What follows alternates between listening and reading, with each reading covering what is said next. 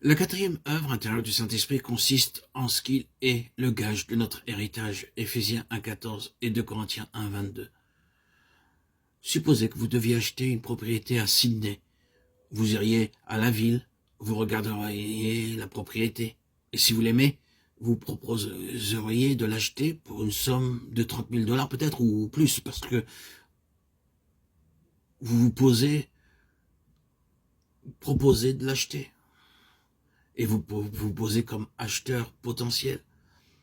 Vous versez donc tout de suite une caution. Cela vous prendra peut-être 1 ou 2 mois pour payer la différence et enregistrer la propriété à votre nom. Mais vous pourrez dire, j'ai versé une caution de 500 $ pour ce terrain. Maintenant, cette maison et ce terrain m'appartiennent. Ce sont les arts. Maintenant, nous voyons dans l'Écriture que le Seigneur Jésus-Christ nous a appelés pour un grand et céleste héritage. 1 Pierre 1,4. Le Seigneur Jésus-Christ désire que vous et moi, nous soyons préparés pour notre part dans l'héritage céleste. Le gage du Saint-Esprit en est la preuve. Le fait même que le Saint-Esprit soit venu en moi pour m'enseigner, pour me montrer toutes choses, est une preuve pour moi du gage de mon héritage et éclaircit tout doute. Je désire cet héritage et maintenant, je n'ai aucune aspiration ni désir pour les possessions mondaines. Mon Seigneur a préparé et réservé pour moi un héritage grand, spirituel, inflétrissable, incorruptible, glorieux et céleste. Plus vous permettez au Saint-Esprit de travailler en vous, plus vous aurez la preuve que vous avez reçu le gage. Ceci est un avant-goût de l'héritage céleste.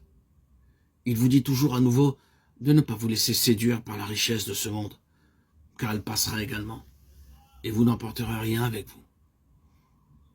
Aspirez plutôt à votre part dans l'héritage céleste et soyez prêts pour cela. L'esprit de révélation est la 5e œuvre intérieure du Saint-Esprit. Paul prie afin que Dieu donne à son peuple l'esprit de révélation et de sagesse, Éphésiens 1, 16, 20. Et pourquoi? Qu'il illumine les yeux de votre cœur pour que vous sachiez quelle est l'espérance qui s'attache à son appel, quelle est la richesse de la gloire de son héritage qu'il réserve aux saints, et quelle est envers nous qui croyons l'infinie grandeur de sa puissance, se manifestant avec efficacité par la vertu de sa force. Il l'a déployé en Christ en le récitant des mots. La puissance même par laquelle le Seigneur Jésus-Christ est ressuscité et a été hautement élevé au-dessus de toutes les puissances et les principautés est la même puissance qui est maintenant venue en vous. Le Saint-Esprit m'est donné afin que je sache comment utiliser cette merveilleuse puissance de résurrection pour tous mes besoins. C'est dans ce but que Dieu ne donna pas d'enfant à Abraham pour 25 ans. Pendant cette période de 25 ans, il promit dans Genèse 12, lorsqu'il était âgé de 75 ans, qu'il lui donnerait un fils. Et pourtant, après 25 ans d'attente, il lui donna un fils. Pourquoi dut-il attendre? Il était déjà devenu vieux et sa femme était devenue vieille. Il avait à présent 100 ans. Elle était âgée de 90 ans. Ils avaient tous les deux passé l'âge d'avoir des enfants. Ainsi, à moins que Dieu ne mette une nouvelle vie dans leur corps, ils ne pouvaient pas avoir d'enfants.